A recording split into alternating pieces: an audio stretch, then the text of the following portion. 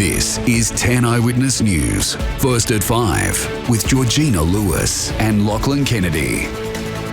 Good evening. Queenslanders have come together celebrating what it means to be Australian in many different ways. From Barbies and barefoot cricket to pledges of commitment and remembering our Indigenous heritage. It was a day for reflection and fun. Claire Barnes begins our Australia Day coverage.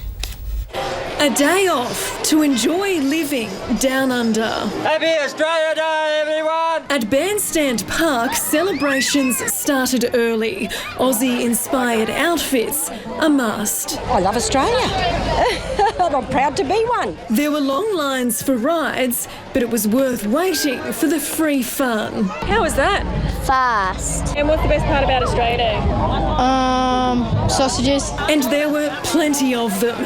Volunteers served up 5,000 snags. The best cooks in the world. In a traditional breakfast with all the trimmings. I'd go the Barbie.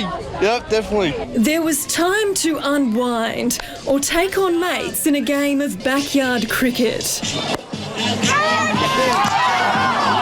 On the Sunshine Coast, the dunny races didn't disappoint. And for those who didn't make it to the coast, there were still plenty of options to enjoy the beach experience in Brisbane. This bowling green looked more like an inland oasis with truckloads of sand to get stuck into. I think it's a great idea. We have so many families coming along and, it's just great to see everyone out having a good time. And as the kids cooled off here, others escaped the humidity with a few refreshments. It's all about family and celebration and the wonderful country that we've been given by the past generations. South Bank was busy too. The weather wasn't what many had hoped for, but it didn't matter. We're going to get wet anyway, but still. On a day when even an Aussie pest earns unlikely fans. 2, 1, racing. Punters were betting big at the annual cockroach race. Sharon Daniel picking the fastest in the field. Awesome. Who wouldn't? A medal to take home on Australia Day? First chance they get to get back into that sewer, they take a runner. There's no doubt about that. Making a dash for freedom until next year. And Claire Barnes joins us now from Kangaroo Point. And Claire, the festivities are set to continue well into the night. Yeah, that's right, Georgie. A huge fireworks display will soon light up the Brisbane River. It's due to start at 7:30 tonight and run for about 10 minutes. Now, I've been told 2 tons of fireworks will be involved, as well as 10,000 pyrotechnic effects. Now, they'll be set off from 3 barges along the river, with the entire show set, of course, to an Aussie soundtrack. Now, despite the overcast conditions today, organisers are expecting around 50,000 people down here tonight. So if you're looking for one more outing before school returns, there's still time to get down here. Yes, you've got to love the fireworks. Thank you, Claire Barnes at Kangaroo Point. Gold Coast beaches and waterways were crowded with families making the most of the last day before the start of the school year, and police were watching closely, ready to stamp out any alcohol-fuelled antics. Matthew Howard reports. As the weather threatened to dampen celebrations, Gold Coasters showed Aussie ingenuity to battle the elements. We engineered it when we were working hard one day. We came up with this brilliant idea. Dubbed the SS Donna, this floating party survived its maiden voyage despite concerns from the crew. I'll definitely be getting my feet wet, probably all the way to the top of my head. But, I think everybody's going to be wet by the end of the day. With that, the rain fell. Bring it on. What do? No harm done. The swampy conditions did little to dampen spirits. Happy Australia Day! Thousands packed the open beaches as a strong swell whipped up big surf, keeping lifesavers on their toes. Boaties too were on high alert as they dodged speeding jet skiers. There's been almost a few collisions, but yeah, as long as everyone keeps safe and stays off the drink while they're in the water, it's all right. It's fantastic. Out there is where you need to be, that's where the fun and the action is. Thousands more flocked to the Spit to secure their waterfront spot early. We actually got here at 5 o'clock this morning, like just as the sun was rising, which was actually, it was so nice. There'll be thousands of people here until probably 5 or 6 o'clock tonight. Revellers were kept on notice though, with police out in force, issuing tickets and breath testing everyone making their way to the popular spot, with alcohol and access restrictions in place. Keeps everything nice and happy. Peaceful, no arguments, that's the main thing. Got to have a good vibe here. Police praised crowd behaviour as the coast kept its cool. Matthew Howard, 10 Eyewitness News. Not everyone was celebrating today. Indigenous groups and their supporters held marches to mark what they call Invasion Day. Tegan George reports. January 26 isn't all beach and barbecues. For many, it's a day to mourn. Every year, there's always a funny feeling, when I wake up in the morning. For Bo Spearham and countless others, that feeling turns into pride when they march to honour their ancestors. It's really significant. We don't tell you guys to forget, get over the Anzacs and how they fought for their lives in your country. That's the exact same for what our people did for us. Across the nation, thousands turned out to mark what they call Invasion Day or Survival Day. Change the day! Don't celebrate! No pride in genocide. We lost our country, we lost our culture in many ways, we lost many lives. A man in his 40s was arrested outside the Cairns RSL for burning a small Australian flag. But in Brisbane, hundreds walked and danced through the CBD to South Bank. I just want to teach my son about our culture, our history. And while the Republic debate was revisited, So I don't reckon that we can have a republic unless we have a treaty. many reject moves to recognise Indigenous people in the Constitution. Proper housing, proper education, proper healthcare. So these are things that are far more important than words on the Constitution. Tegan George, 10 Eyewitness News. This land's long Indigenous history was recognised during a day of spectacular events in Sydney. The harbour was turned into a sea of national pride. Here's Gillian Bowen. What better way to marry an ancient culture with a modern birthday?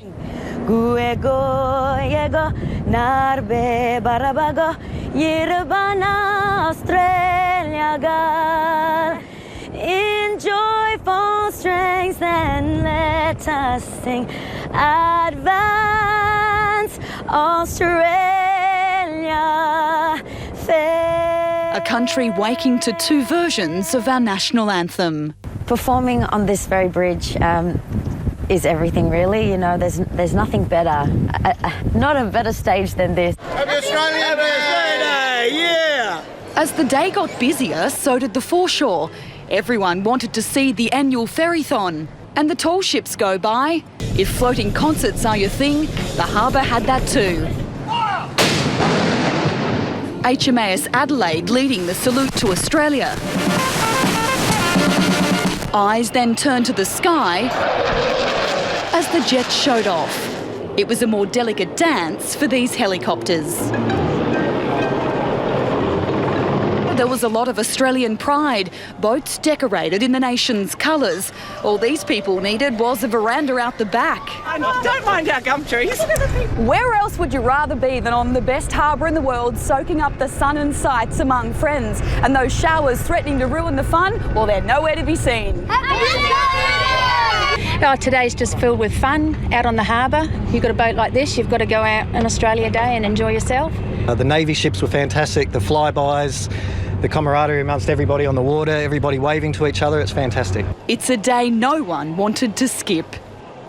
Gillian Bowen reporting. A fresh vote on becoming a republic seems inevitable, with even the new Australian of the Year pushing for it. The former boss of the Army, David Morrison, says it's time to break away from the British monarchy. Catalina Flores has more. First day on the job as our newest Australian of the Year, and David Morrison tries to come to terms with his new title. It's the most momentous honour of my life. Has it sunk in yet? No, and I haven't had the opportunity. Last night finished very late. This morning began incredibly early. Among his duties today, joining other Australia Day winners alongside the Prime Minister welcoming our newest citizens. We've been very fortunate to avoid the hail and the thunderstorms of last night. Oh, well, I was tucked under Ben Robert Smith, so I thought he kept me dry. David Morrison last night accepted the appointment under fierce skies, strong wind and pelting rain, which could signal the tone for the year ahead. The former Army chief is no stranger to courting controversy. He's best known for his searing assessment of the Defence Force culture in 2013, using a YouTube address to order sexist soldiers to get out of the Army. The standard you walk past is the standard you accept. Gender and pay equality is among David Morrison's top priorities for the year, as well as lending his voice to the Republican push. It is time, I think, to at least revisit the question. We have an avowed Republican as Liberal leader and avowed Republican as Labor leader. Not before in Australia's history have we had this important consensus of our national political leadership. As the chorus of calls grow louder for an Australian head of state, so too does the pressure grow on the country's most high-profile Republican, Malcolm Turnbull. Who painted your face? Good on you, Dad. The Prime Minister warning against rushing in, saying now, while the Queen reigns, is not the time. There are many more urgent issues confronting Australia and indeed confronting the government than the momentum or the desire for Australia to become a republic. But grassroots support may be larger than he thinks. A new poll shows just 30% of voters want to keep the current Aussie flag, while 41% are keen on one that doesn't include the Union Jack, leaving 29% on the fence. So while the PM wants to put the debate on hold, the campaign will surely roll on. Catalina Flores, 10 Eyewitness News. More than 800 Australians have been recognised in the Australia Day Honours List. Some are already famous, but most just quietly go about their business helping others. Letitia Marambio has some of their stories. Few Australian sports stars have rivalled the success of Rodney Laver. It certainly is a great pleasure, and to be standing here, I'm the one that's tongue-tied. The tennis great is only the third Australian to get top honours for achievement in sport alone. Herb Elliott and Donald Bradman, so it is. I'm in rarefied atmosphere. He's the only man of any nationality to win the Grand Slam of tennis twice. This has got to be tops when I look at the award. No, I just am honoured that my career has given me this opportunity. Former Sex Discrimination Commissioner Elizabeth Broderick is now an officer of the Order of Australia. It's absolutely imperative that we continue to have a strong focus on domestic and family violence. It is the pointy end of gender inequality. Emeritus Professor Sue Spence is part of the team that created Brave, an online program to treat anxiety in children. It far exceeded our expectations, and it shows just how much demand there is for this kind of program from the community. Jan-Marie Ball founded Aussie Hero Quilts, sending handmade warmers and laundry bags to our troops. We get comments like they can't believe that somebody that they don't know, that they're never likely to meet, has taken the time to make them something so personal.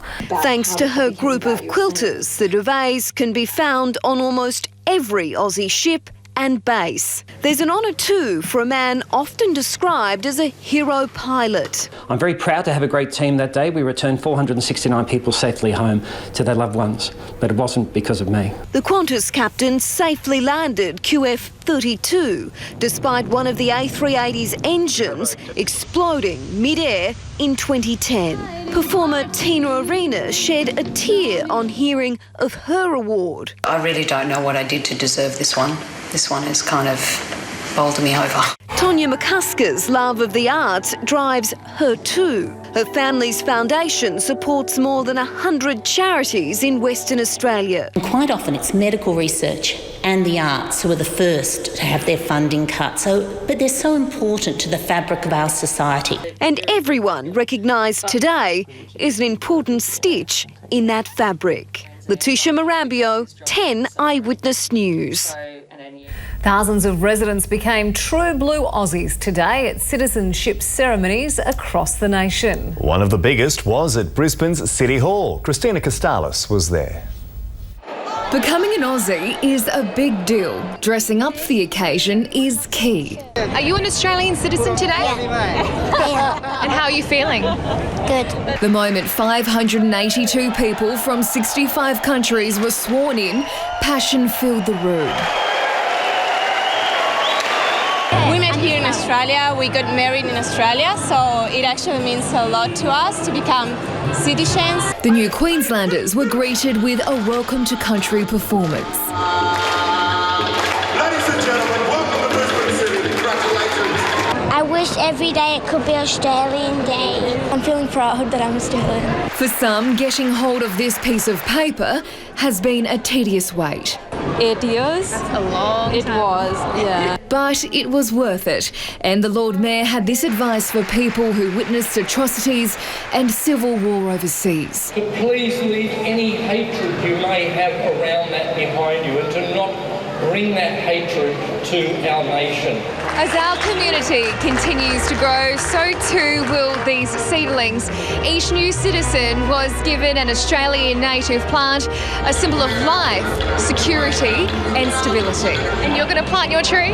Yes, this afternoon we have a big barbecue with family and friends. And how will they celebrate? I'm probably going to jump in the pool. We're going to see the cockroach racing. You can't get more Aussie than that. Christina Costalis, 10 Eyewitness News. Congratulations. Well, the price of avocados is going through the roof. We'll investigate why next.